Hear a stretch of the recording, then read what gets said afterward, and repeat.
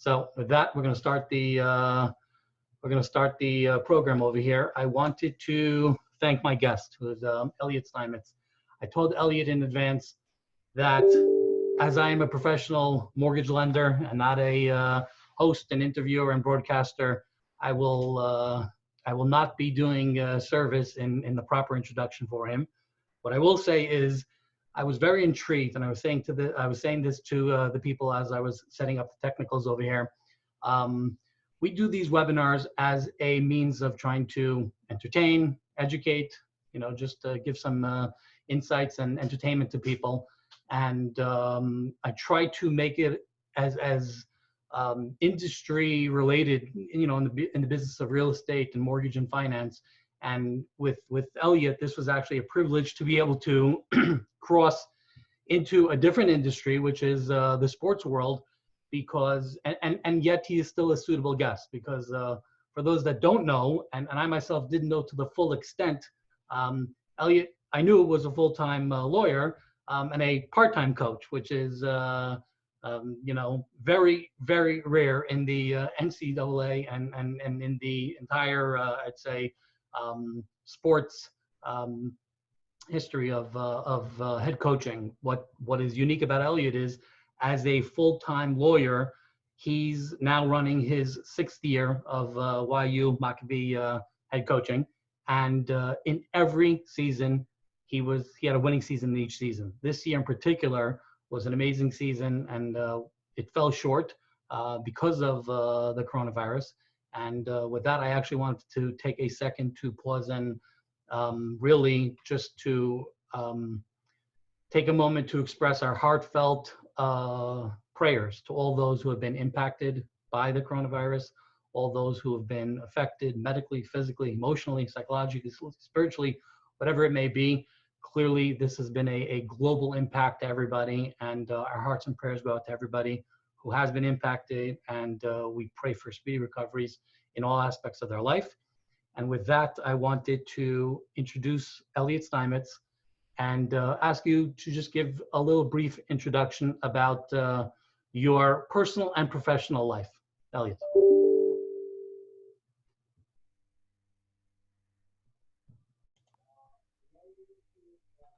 Now you're good. Now, you can hear me? Yeah. Thank you for having me, first of all, and I'll echo what you said. It's obviously a really tough time out there for a lot of people.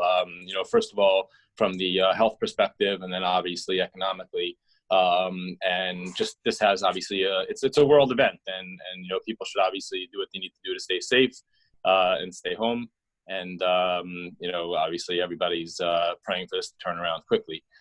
In terms of background, I started coaching probably in about 2004.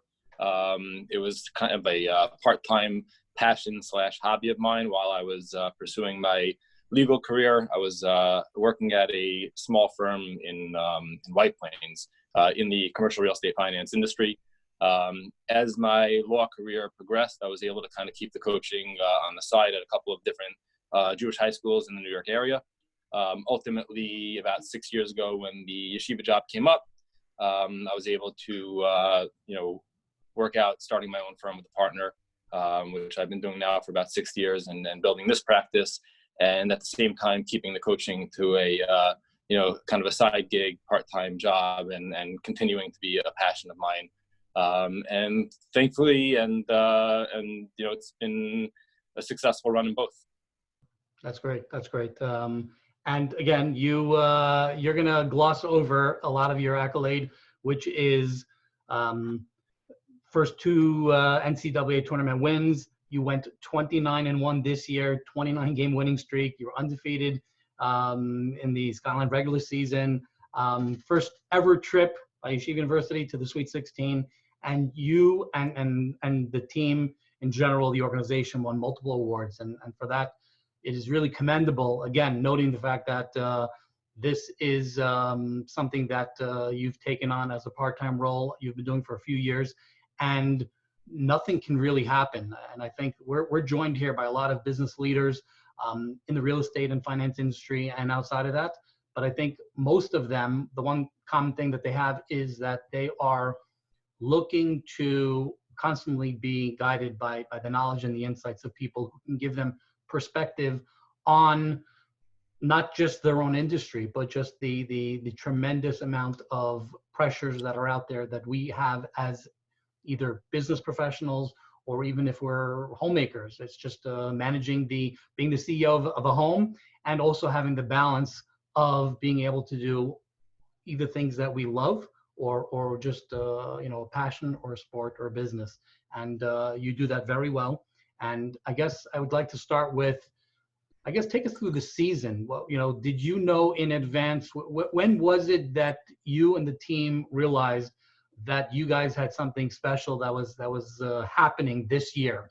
Was it something that was there from game one, or something that kind of progressed and then you look back and realized, wow, we're going to accomplish something special this year? So this class that we had this year was really the culmination of a few recruiting classes that we had been working on, and our seniors were tremendous leaders, and they had, kind of been there, done that 2 years ago when we went to the NCAA tournament for the first time. And then we had brought in a couple of good recruiting classes behind them. So it was something that I think we were, planning on. I don't think you can ever plan to go 29-1 or undefeated in a conference. But we were certainly planning on having a good season, having a chance to compete in the conference, going to the NCAA tournament, and then of course that all turns around when you go out and lose your first game, it's like anything else in life. When you have a loss, you right away start doubting everything and wondering. But I give our guys a lot of credit. They turned it around the next day. We were out in California to start the season, took the loss at Occidental, turned around and played Caltech the next day. And we're really able to kind of just continue to get better every day from there. Awesome. So you mentioned that it was just a group and a team environment. I guess to take a step back, not necessarily to the season itself, but how do you as a coach, and I guess this would be applicable to business leaders and managers, how do you infuse into your program that sense of teamwork, that sense of unity, that sense of working together? Is that something that only clicks when you have certain players that have bought in to the system and to the premise, or is it something that is a culture, and how do you go about bringing that culture within your organization? Yeah, so it's absolutely a culture, and I think you hit on it. It is a lot about who you bring in as a player. And it's the same thing in the business world, right? You want to surround yourself with people that are at least as smart as you, if not smarter. I think your best skill as a professional, but also as a coach, is to surround yourself with people who are competent in areas that maybe you lack, or they're as competent as you in the areas that that you have strength in. And I think that's something that we've done well, obviously at Yeshiva, and I think it's something we've done well as a law firm. And speaking to both, from a coaching perspective, to have great assistant coaches who complement your skill set. So if my skill set is overall game planning and dealing with the mentality of the team and motivating, but maybe I'm not the greatest at doing development work for individual development and skill work, then I want to make sure I'm bringing in an assistant coach who can do that. And I think that has led us to build the culture, and ultimately it's about the players you bring in. And their attitude and their selflessness, and that's something that I think we've done a good job in recruiting, is bringing in people with the right mentality. We don't just really, we don't just recruit talent. It's obviously it's the most important part. You could have 5 great players who don't have great attitudes, you're still going to win some games, and if you have 5 bad players who have the greatest attitudes in the world, you're still going to struggle to win. You need to have the right, fit from a talent perspective. But something that we go out of our way to look at is, the attitude and what we call winning players. And it's the same thing at our firm. When we're trying to bring in an employee, we're looking for somebody who's a winner, who's going to want to build with us, grow with us, share the mentality that we have. And I think that, flows across all industries. It's about picking the right people and surrounding yourself with people who value success the same way you do. Awesome. Yep. No, I couldn't agree more. And I would say along those lines, with the premise of the buy-in and the premise of, everybody being on the same page, I guess walk us through what happens when they're seeing that tremendous success this year. Clearly, it is a historic season where everything is really going as smoothly as you could have envisioned, expected, or hoped for. I guess walk us through what happens when that season is cut short. First of all, I'm so curious, I mean, I've heard bits and pieces of it. How did you find out? Where did you find out? And I guess then how did the players take it? And what do you say to them as a coach? And what can you say as a team leader in any organization? Yeah, so it's tough. We were actually, the players were on the bus. They were probably about a half hour out from the hotel in Virginia. I had literally pulled into the parking lot, of course, right after a 6-hour drive. They couldn't give us any kind of heads up. They waited till we parked at the hotel, and we saw, the Twitter feed from the NCAA, and started getting phone calls from Randolph-Macon, who was hosting us that weekend, that everything was going to be shut down. It's an interesting thing. It's the guys got there. We kind of gave them the news. We let them go, unpack their stuff, and we set a time for everybody to come down for dinner so that we could talk. And I think everybody kind of expected, me to have something to say about the, sudden finality and end of the season.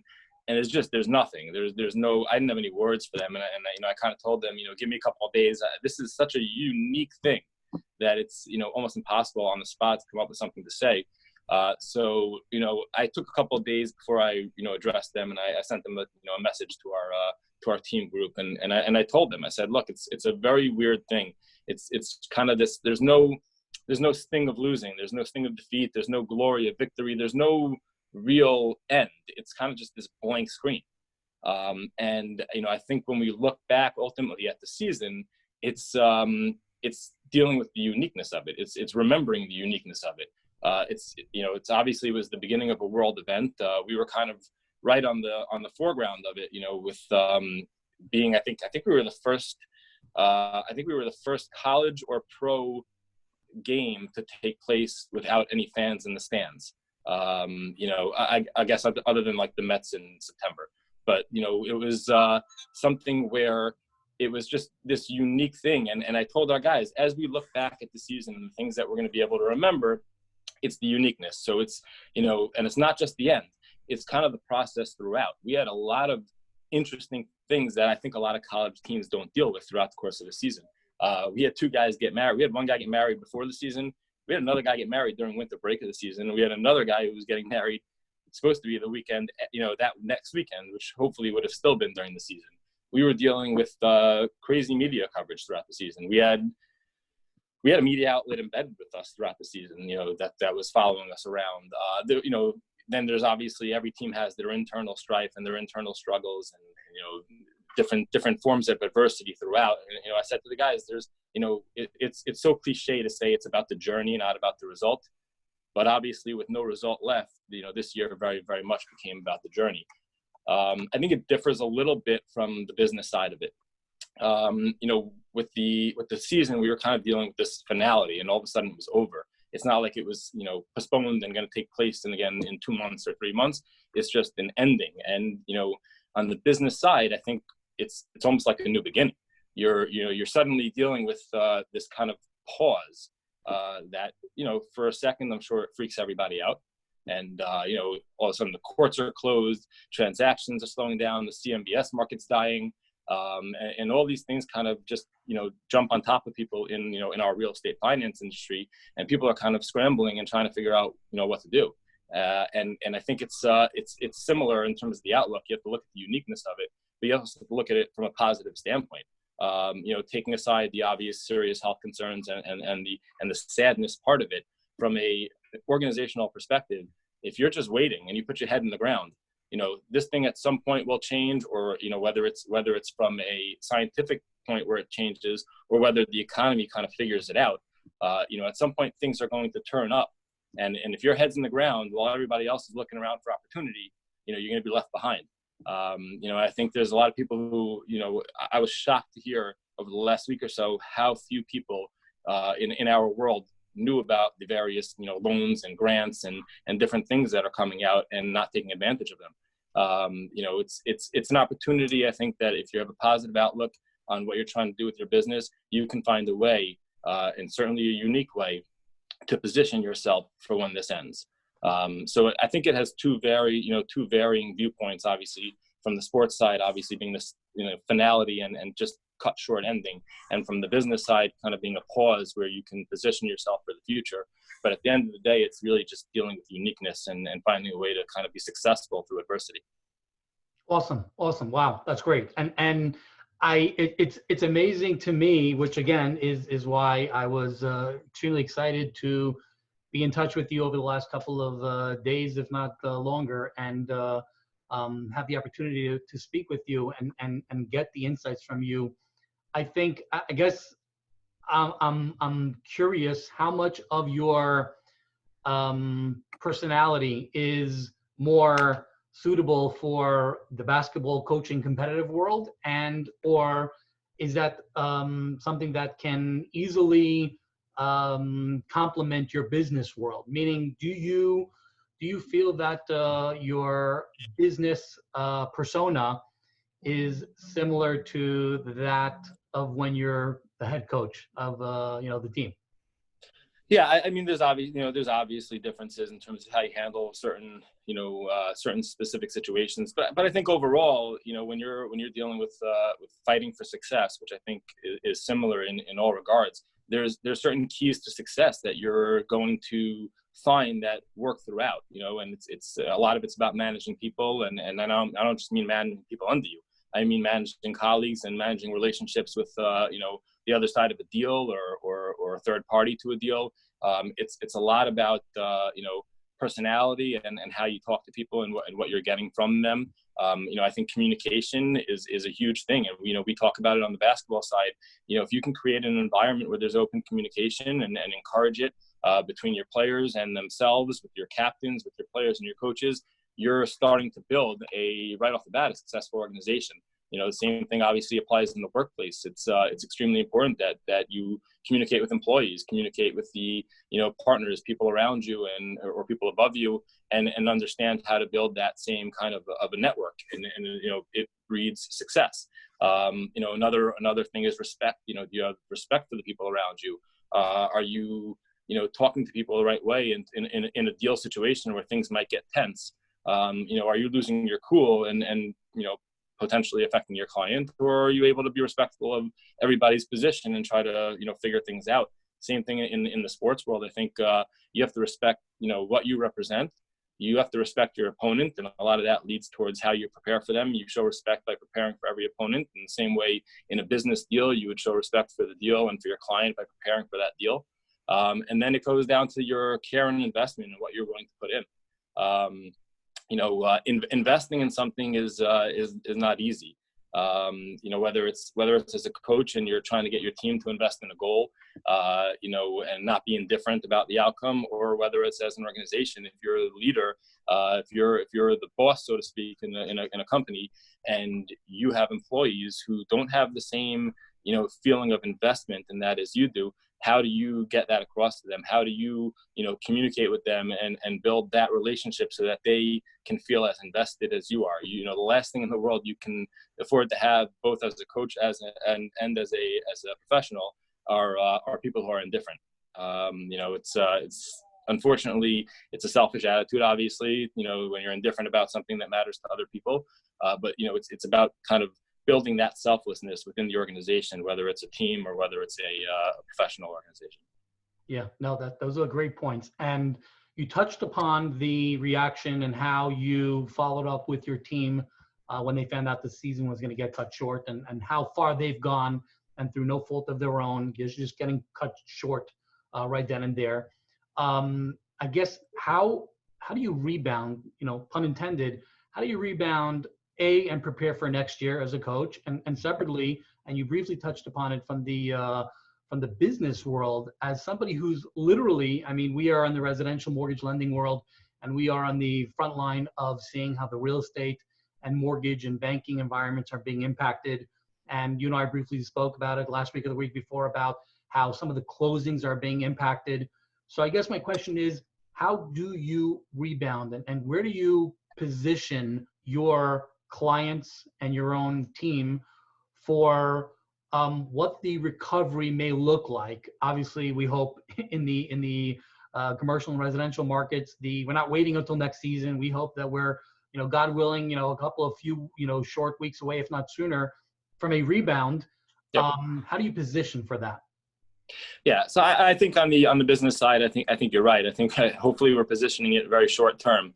Whether or not from a health perspective, this thing, the scientists and doctors find a way to so to speak fix it, or find the vaccine, or find some sort of a valuable drug.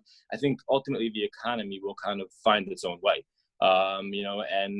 It's as simple as, I'm sure you're handling a lot of closings. I still have closings going on. It's just about adjusting. Life a lot of times is about adjusting and overcoming whatever's in front of you. This is obviously a pretty damn big obstacle, but it's just an obstacle. We've found ways to hold closings, whether it's, remotely, by escrow. They've changed the rules on notarizing so that you can use, video, video and audio to do notary and still conduct the closing. So, first things first, in the short term, it's about really just adapting and overcoming. I think in the short to midterm range, as the market starts to turn, you have to be confident enough to put yourself in a position that you're going to be successful. If you're in a panic and you're starting to get rid of employees or shut down in terms of your business functions and putting your head in the sand, like I said earlier, hoping that eventually you'll wake up and things will be back to normal, not going to happen. So it's really about taking it day by day, understanding, the information that's out there. I think a lot of people try to, protect themselves from being upset by it and don't read. I think it's extremely important to read about what's going on, both, economically and scientifically, so that ultimately when things do turn and the market takes its turn, you're in a position that you're ready to go. And, the second part of it, I think, is communicating that with clients. We're in touch with our clients, make sure obviously they know we're ready to go when the markets turn. And obviously, the clients that we're servicing currently, even through these times, recognize that we're able to adjust and overcome the things that we're, that we're dealing with. But I think it's a time to be, active, not necessarily just reactive. From a basketball perspective, it's a little bit different this year because of the finality of it. It's dealing with your seniors, obviously, who are suddenly done. And they didn't get that last game, so to speak. And, you always talk about wanting to win your last game. We did that, but not exactly in the way we wanted. We're competitors. I say that to people all the time. I can't tell you the amount of text messages and calls I got after the season was canceled, saying, "Hey, at least you didn't lose on the last day, or you're 1/16 of a champion." And I get it. People mean well when they say stuff like that. It's I get where they're coming from. We're competitors. We wanted to go play that last game. We wanted to see if we were good enough to beat the number 3 team in the country. We wanted to go and see if we can go further than that. And we were willing, and that's what I talked about before with investment. We were willing to invest ourselves in it and take that risk that ultimately it was going to hurt. But we obviously didn't get that chance. So in terms of positioning for next year, it's the same as anything else. You look at it as the end of the season, you start to talk to your guys for next year, you work on recruiting. We've been working on recruiting tremendously over the last few weeks. Obviously remotely and by phone, but we've been doing the best we can to make sure that our our class for the next year or two is set, and that we're hopefully not going to have any drop off in talent. Yeah, no, those are great points, and to just mirror some of what you're saying, we've been doing the same thing on our end as the market has been changing, and as we saw it, we were on the front line of it, and we've been doing frequent communications internally. I've been meeting, we used to have, when I know other mortgage lenders may not necessarily have frequent meetings with their sales staff, we had weekly meetings prior to anything that was going on. And we even, we expanded that greatly over the last couple of weeks. We've been speaking more often with one another. We've been communicating. We've been talking about, I guess to your point, just being genuine and being realistic in terms of the landscape. Things that we're seeing in front of us today, how do we act to it? How do we react to it? How do we adjust to it? And at the same time, we're also looking at opportunities for the future. If things go either as planned, best case scenarios, worst case scenarios, you need to, again, have that perspective of reality, but at the same time, not having the defeatist mindset. And I think it is so important personally, professionally, and certainly within athletics, that you have to have that perspective and that mindset. And I guess, can you talk to how important that mindset is to your players, to your team, What is it that you do, or just any tips or thoughts on how do you maintain that upbeat mindset and mentality as you're trying to, express that to your players and to yourself even? So I think the key with that is really common goals. And this is one of the hardest things about athletics at any level, high school, college, professional. How do you get guys to care more about the team goal than they do about their individual goals? And then the same applies in the business world, obviously, to an extent as well. But, from a basketball perspective, we're trying to convince, 15, 16 guys on our roster, 8 or 9 of them are playing regular minutes. The other group of them probably were the best players on their high school team and are sitting on the end of the bench and not very happy about it. But how do you get these guys to all buy in? And I think that ultimately is when you're able to do that is what can kind of breed that, that environment of success and of moving forward together. We have a saying on the team that we started with this year that our guys have kind of all jumped into. We chase letters, not numbers. And it sounds very, very simple, but, we talk all the time about selflessness and, the way we play. And we led the nation in field goal percentage. We were number 2 in assists. Just a lot of the numbers that you look at that indicate that we share the ball and that our guys are willing to kind of give up a good shot for a great shot from a fundamental standpoint. But we chase letters, not numbers. And that's something we've ingrained in them all season. When we talk about letters, we're chasing as many W's as we can. We want to get as many wins as we can throughout the season. The numbers in terms of who scored how many points, who had, what milestone that night, who had this many rebounds, we try to put all that aside. We try to make it irrelevant. And if you can get your leaders to believe in that, and the business side, it would be, your managers, so to speak. But if you can get them to believe in that can kind of shift downhill to the rest of your group. And what we found was over the course of the season, the more we discussed it and the more we won, the more guys would buy into it. So, our guys would get interviewed after a game and I'd hear them from the side saying, hey, they're talking about, one guy had 32 points and, 11 rebounds in a game. And they're trying to talk to him about the performance he had in that game. And he deflects it. And he's like, it was me tonight. It could have been my teammate the next night. It could be anybody. I just happened to be the guy who's, the benefactor tonight from all the passing. But we're chasing letters, not numbers. So it's really irrelevant. It's all about us getting the W. And when you start to see that, then, you've built an environment that's likely to be successful. That's really very special, and actually transitions me very well into my next question, which is, we know that, first of all, we hope that in the business world and in the regular economy, we're already starting to see historic, record-breaking number of unemployment claims. A lot of people who are, financially, obviously, we discussed earlier about the medical conditions, but from a financial perspective and economic perspective, there's a lot of hardship and change that are to be expected for many, having to adjust with the with what's been going on in terms of just people not being able to work, industries that are not being able to function the way they normally have in the past, and the unemployment numbers will hopefully slow down. But to that extent, as it pertains to you, you're in an environment where you're constantly building this culture and you're constantly seeing the turnover. That means it's often possible that some of your best players, who may be juniors and seniors, are exiting through no fault of your own. How do you build for that? How do you prepare for that? How do you position for that? Culture is king. It's as simple as that. Culture is king. It started, 5-6 years ago when we had a couple of guys who we had brought in who just had absolutely tremendous attitudes, maybe not the most talented guys in the world, but just great attitudes. And what happens is, as you start to build, you build a continuity of culture. So yeah, we would lose every year, we'll lose 1 or 2 talented, maybe even 3 talented seniors. But if they've already passed on that culture, then the next group of guys is kind of ready to step up into it. And what's more important is, the talent's there. There are plenty of good basketball players out there, certainly in our world. The talent is there.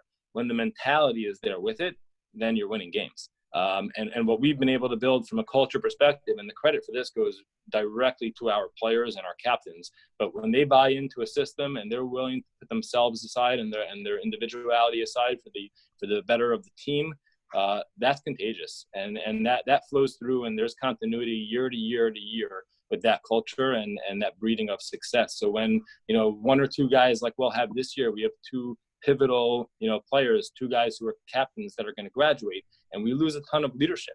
We also keep a large core of our team. I think we have 5 or 6 of our top 7 or 8 scorers coming back. So we're positioned very well talent-wise.